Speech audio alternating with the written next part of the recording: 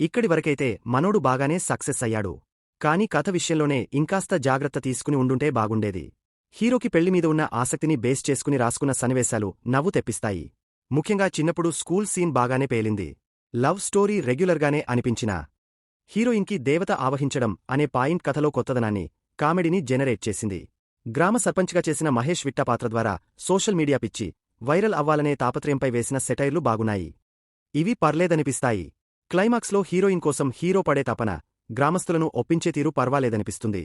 First half అంతా సరదాగా వెళ్ళిపోతుంది. కాకపోతే అక్కడక్కడా కొన్ని ఓవర్ సీన్సున్నాయి. వాటిని ట్రిమ్ చేసుంటే బాగుండేది. సెకండాఫ్ కాస్త నెమ్మదిస్తుంది. ఇక అమీర్ దీప్ చౌదరి బాగానే నటించాడు కాని ఎందుకో మరి మనోడిలో అక్కడక్కడా రవితేజ కనిపించాడు. ఫేవరెట్ హీరో కాబట్టి అలా ఆయనలోకి వచ్చి వెళ్ళిపోయాడేమో మరి. అమర్ దీప్ చౌదరి తన పాత్రలో చాలా ఈజీగా ఒదిగిపోయాడు. ఎమోషనల్ సీన్స్లో, కామెడీ టైమింగ్లో పరిణితి కనబరిచాడు. కొన్ని చోట్ల బాడీ లాంగ్వేజ్ వేరే స్టార్ హీరోలను గుర్తు చేసినా ఓవరాల్గా మెప్పించాడు. హీరోయిన్ శైలి చౌదరి అచ్చతెలుగమ్మాయిలా చాలా అందంగా కనిపించింది.